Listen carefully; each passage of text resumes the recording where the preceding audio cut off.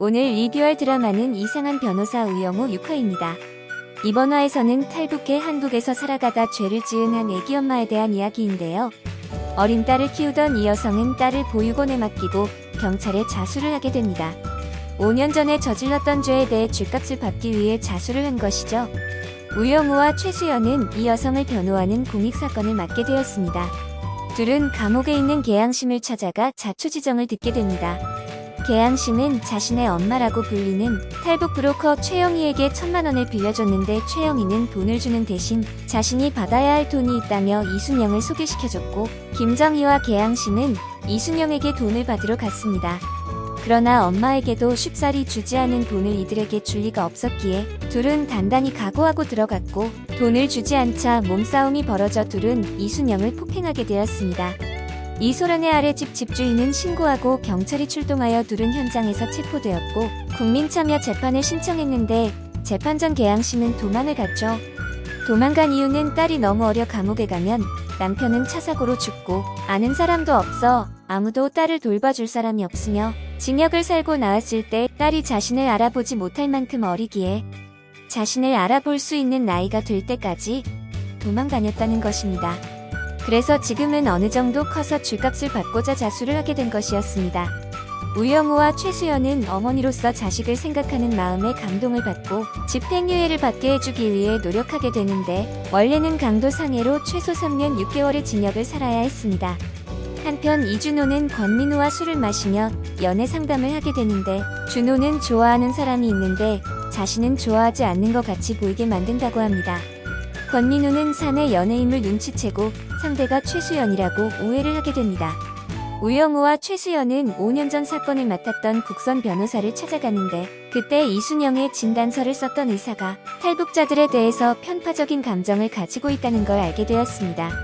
이순영의 집을 찾아가 보니 이순영은 한 남자에게 폭행을 당하고 있었고, 아래집 집주인이 경찰에 신고하는 걸 보고 준호는 집주인을 만나는데, 집주인은 항상 폭행이 일어나면 경찰에 신고했다고 5년 전에도 그랬었다고 알려줍니다. 5년 전에도 사건 기록이 있었을 거라며 사건 기록을 확보하려 합니다.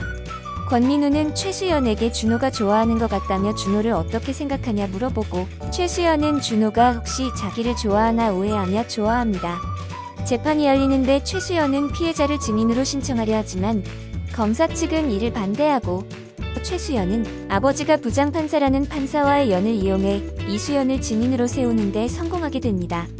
다시 재판이 열리고 이수연은 증인석에 서게 되는데, 최수연이 5년 전에 남편에게 맞아 경찰이 출동한 적이 있다며 물어보는데, 이수연은 기억이 나지 않는다 하자 계양심은 화가 나 남편에게 맞은 것까지 자기들에게 뒤집어 씌운다며 전부 다 거짓말이라고 말합니다. 재판장은 피고인에게 정신 차리라 하고 나가고, 정명석 변호사는 자신들의 전략대로 가게 방해하지 말아달라고 합니다. 우영우는 딸을 조금이라도 빨리 만나려면 자신들의 말을 들어주라고 합니다. 다음 재판에 증인으로 나온 의사는 탈북자들은 범죄자라는 편견을 가지고 있었고, 모든 폭행의 상처는 탈북자들에 의한 것이라 말합니다. 우영우는 의사가 썼던 칼럼을 가지고 와 의사의 편파적인 소견이라는 것을 증명합니다. 다시 재판이 열리고 우영우는 북한법을 이용해 감경을 받아보려고 하지만 계양심은 사실대로 자신의 심정을 말하면서 그것 또한 수포로 돌아가게 됩니다. 재판이 끝나고 판결만을 남겨둔 상황. 우영우의 머리에 한 가지가 떠오르게 되고 재판장을 찾아가 강도 상해에 대한 위헌을 주장하지만 재판장은 나랑 장난하냐며 불같이 화를 내고 둘을 쫓아냅니다. 우영우는 최수연에게 고래사냥법에 대해 이야기하는데, 새끼가 먼저 죽어가도 어미는 새끼를 떠나지 않고 같이 죽는다며, 우영우는 만약 내가 고래였다면 엄마도 날 안 버렸을까? 라고 말합니다. 마지막 재판의 결과 배심원들의 평의 결과는 모두 유죄로 징역 4년이 나왔는데, 재판장의 판결은 징역 1년 9월에 3년간 집행유예를 선고하게 됩니다. 그리고 보호관찰과 80시간의 사회봉사로 판결이 나게 됩니다. 죄질은 불량하나 한국의 법과 규범에 익숙하지 않고 초범이며 5년이 지났지만 처벌을 받기 위해 자수한 것이 특별 양형인자로 참작하여 집행유예를 선고받게 된 것이었습니다. 우영우와 최수연은 가장 중요한 자수로 인한 감경을 잊고 있었지만 재판장은 그걸 잊지 않고 짬에서 나오는 묘수라며 둘은 재판장을 존경의 눈빛으로 바라봅니다. 지금까지 이상한 변호사 우영우 6화의 내용을 요약 정리해보았습니다. 공익사건을 처리하다가 정명석의 실수로 다른 수십억의 고객을 잃어버린 장면을 보았는데요.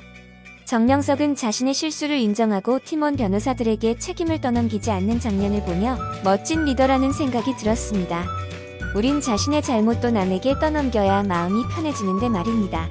저도 이런 멋진 사람이 되고 싶다는 생각이 들었습니다. 그리고 공익사건이라도 대충 하지 말고 열심히 하자며 끝까지 최선을 다하는 모습에 다시 한번 감동을 받았습니다. 이번 화에서는 우영우가 엄마에 대한 마음을 알 수 있었는데요. 왜 나에겐 엄마가 없을까? 엄마는 왜 나를 버렸을까? 생각하며 알지 못하는 엄마를 그리워하는 듯합니다. 그리고 준호의 우영우에 대한 마음을 정확히 알 수 있었습니다. 준호는 우영우를 좋아하고 있지만 우영우를 더 이해하고 다가가려는 것 같아 보입니다. 예고편에서 준호와 영우의 스캔들이 있을 것 같아 보이는데 다음 주 7화가 기대가 됩니다. 구독과 좋아요는 영상 제작에 큰 힘이 됩니다. 감사합니다.